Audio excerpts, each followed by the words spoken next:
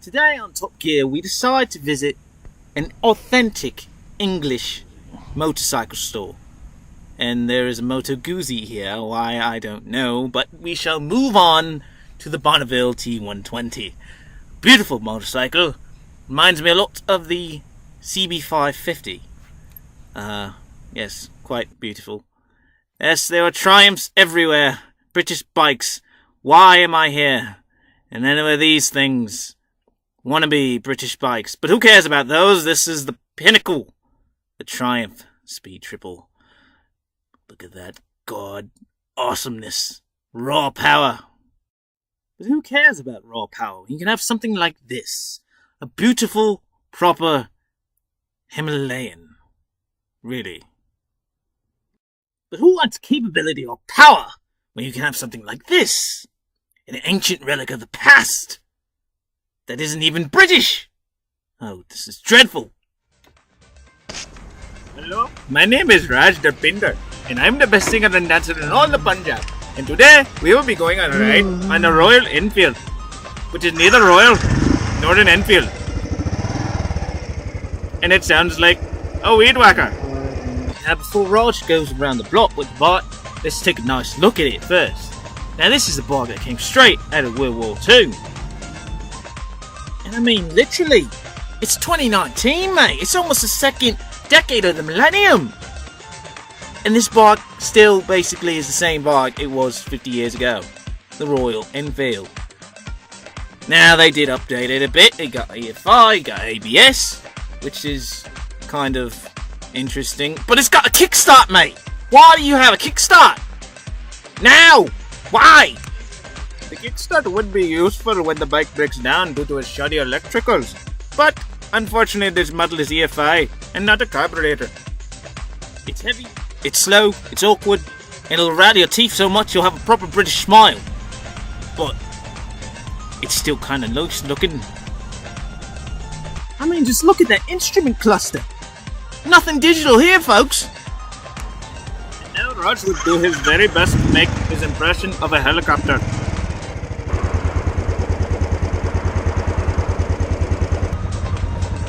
Low-speed maneuvering takes some time to get used to because the friction zone on this bike is a lot farther out than the TT250. But it is not that bad. Also, the seating position feels higher up, so it feels more like you're sitting on the bike than as cruisers where you would sit down in it, like a Harley or any of the metric cruiser bikes. This particular bike came to me with 9 miles on the clock, so I'll be trying something different with this bike to get it running. Since it only had 9 miles, and it vibrates worse than my wife's dildo when she doesn't make love to me at all. But we have a solution for that. We are going to attempt to run this thing like a ragged beast. The instructions in the booklet say to run this at low revs and all that jazz to make sure you don't blow out the engine, but it is my money and I say fuck it. So we're going on the highway beating the fuck out of it. We'll be hitting the rev limiter in gears 2nd, 3rd and 4th and bouncing it off the rev limiter and seeing how we do. So come with me and we shall have some fun. Now today is a very cold day. It's about 34 degrees and I can no longer feel my hands because I have no heated grips. It is very terrible, but this bike is performing abnormally well. I am playing with the throttle just like my wife likes to play with her toys, but this bike is responding quite well. My teeth are no longer chattering. That's not just because of cold, but because the bike was shaking earlier. I approximately have 30 some odd miles on it, and we will play with her some more. It seems that this method seems to be working, as I can now use my rear view mirrors and actually see things behind me. But like Scarface, we will push it to the limit and see if we can dust this trucker right here very slowly. But somehow we have managed to reach 75 miles per hour on this thing. And I'm sure you're all cursing me and telling me I'm going to blow up the engine, but who cares? Aha, we have beaten the truck. It was no match for our 50-year-old technology.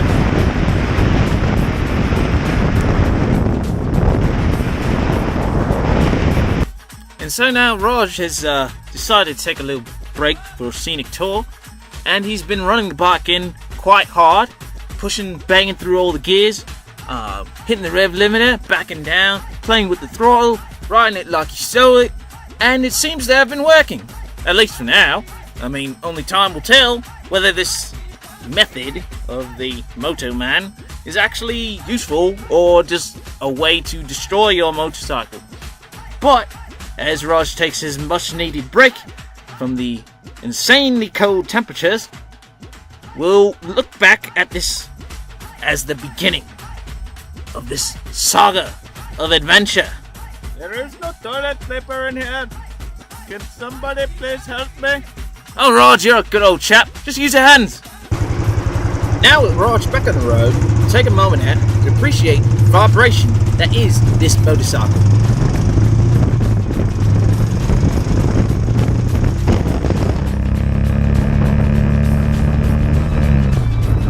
No, ladies and gentlemen, you are not drunk, and that is not a filter. That is the actual waves generated by this motorcycle's engine. Hi, Raj have appeared to have fiddled with the mirrors too much, and now it is loose on the left side. So we will tighten it up with the proper tools in this toolkit, which actually is quite robust from the looks of it. But then again, that is the best thing about this bike, is that you must like working on it, because you will be doing so constantly.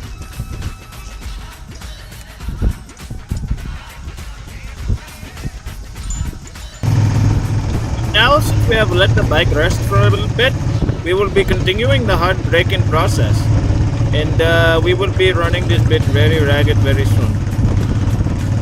So far, it seems like top gear has stabilized, but it is mostly second, third, and fourth that seem to be the most vibration-y. So we will have some fun.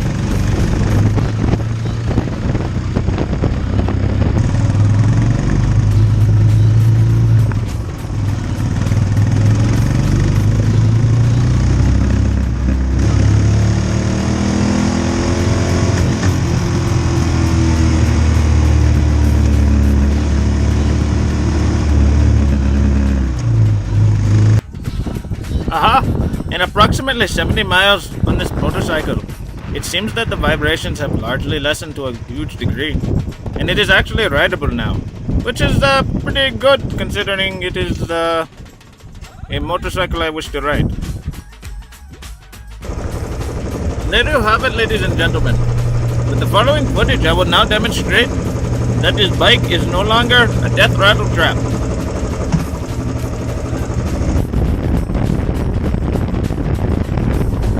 My God, mate, I think he's actually done it. Seems to be running quite smooth. Yes, the trick to this motorcycle is you must beat it very hard, like I do to myself at night because I'm alone, because my wife left me. But if you beat it hard enough, she will respond lovingly, as my wife used to do.